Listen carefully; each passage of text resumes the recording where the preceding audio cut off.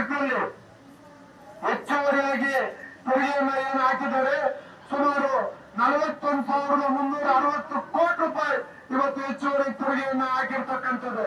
ಇವತ್ತು ಎಲ್ಲ stamp and revenue ಇರ್ಬೋದು, ಎಕ್ಸೈಸ್ ಇರ್ಬೋದು, ಮತ್ತೆ ಇವತ್ತಿನ ಪೆಟ್ರೋಲ್ ಡೀಸೆಲ್ ಮೇಲೆ ಹಾಕಿರ್ತಕ್ಕಂಥ ತೆರಿಗೆ ಇರ್ಬೋದು, ಹಾಲಿನ ದರ ಏರಿಸಿರ್ತಕ್ಕಂಥದ್ದು ಇರ್ಬೋದು, ಎಲೆಕ್ಟ್ರಿಸಿಟಿ ಏರಿಸಿರ್ತಕ್ಕಂಥದ್ದು ಇರ್ಬೋದು, ಇವತ್ತು ಪ್ರತಿಯೊಂದು ಇವತ್ತು ನೀರಿನ ಉಪಮುಖ್ಯಮಂತ್ರಿಗಳು ಹೇಳ್ತಾ ಇದ್ದಾರೆ ನಾವು ನೀರಿನ ಬೆಲೆಯನ್ನು ಬಹಳ ವರ್ಷ ಆಯ್ತು ಏರಿಸಿ ಇವತ್ತು ನಾವು ನೀರಿನ ಬೆಲೆಯನ್ನು ಹೆಚ್ಚಳ ಮಾಡಿ ಮಾಡ್ತೇವೆ ಯಾರೇನು ಅಂತೇಳಿ.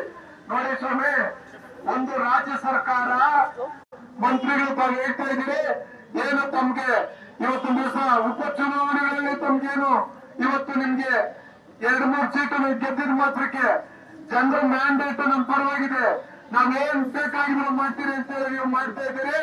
ನಿಮ್ಗೆಲ್ಲ ಗೊತ್ತಿರ್ಲಿ, ಇವತ್ತೇನು ನೀವು ಅಧಿಕಾರದ ಅಮಲಿನಲ್ಲಿ ಸೇರ್ತಾ ಇದ್ದೀರಿ. ಆದ್ರೆ ನಾಳೆ ಬೆಳಗ್ಗೆ ನೀವೇನಾದ್ರೂ ಚುನಾವಣೆ ಬಂದ್ರೆ ಕಾಂಗ್ರೆಸ್ ಪಕ್ಷ 50 ಸೀಟಕ್ಕೂ ಒಂದೇ ಒಂದು ಸೀಟ್ ಕೂಡ ಎಕ್ಸ್ಟ್ರಾ ಗೆಲ್ಲೋದಿಲ್ಲ. ದಯಮಾಡಿ ಅರ್ಥ ಮಾಡ್ಕೊಳ್ಳಿ. ಜನ ನಿಮ್ಮನ್ನ ಆ ಮಟ್ಟದಲ್ಲಿ ಇರ್ತಾರೆ. ಯಾಕಂತಂದ್ರೆ ಬೆಂಗಳೂರು ನಗರ ಜನತೆ ಅಷ್ಟೇ ಅಲ್ಲ, ಇಡೀ ರಾಜ್ಯದ ಜನತೆ ಈ ಕಾಂಗ್ರೆಸ್ ನೇತೃತ್ವದ ಸರ್ಕಾರದ ಮೇಲೆ ಬಹಳ ಆಕ್ರೋಶವನ್ನು ವ್ಯಕ್ತಪಡಿಸ್ತಾ ಇದ್ದಾರೆ.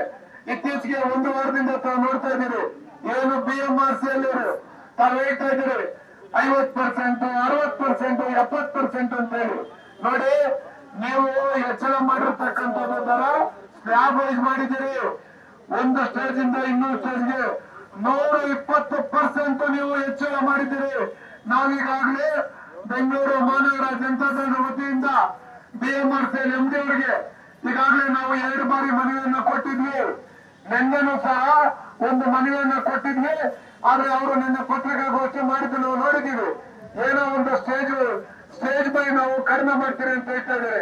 ಆದ್ರೆ ಯಾಕೆ ರಾಜ್ಯ ಸರ್ಕಾರ ಏನು ನಿಮ್ಗೆ ಇನ್ಸ್ಟ್ರಕ್ಷನ್ ಕೊಡ್ತಾ ಇದ್ದಾರೋ ನೀವು ಅದನ್ನ ಜನರ ಮುಂದೆ ಸುಳ್ಳು ಹೇಳ್ತಾ ಇದ್ದೀರಿ.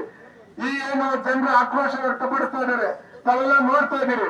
ವಿದ್ಯಾರ್ಥಿಗಳು, ಮಹಿಳೆಯರು, ದಿನನಿತ್ಯ ಅದರಲ್ಲಿ ಪ್ರಯಾಣ ಮಟ್ಟದಂತ ಹೆಚ್ಚು ಕಾರ್ಮಿಕರು ಇವತ್ತು ನಿಮ್ಮ ಸರ್ಕಾರಕ್ಕೆ ಇಡೀ ಶಾಪ ಆಗ್ತಾ ಇದ್ದಾರೆ. ಈ ಸರ್ಕಾರ ಬೇಗ ತೊಲಗಲಿ ಅಂತ ಹೇಳ್ತಾ ಇದ್ದಾರೆ.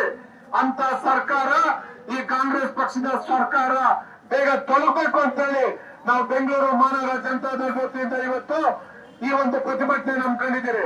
ನಾನು ಈ ಸರ್ಕಾರಕ್ಕೆ ಆಗ್ರಹವನ್ನು ಮಾಡ್ತಾ ಇದ್ದೇನೆ. ನ್ಯೂಸ್ ಫಸ್ಟ್, ನಿರ್ಭೀತಿಯಿಂದ ನಿಮ್ಮ ಪರವಾಗಿ.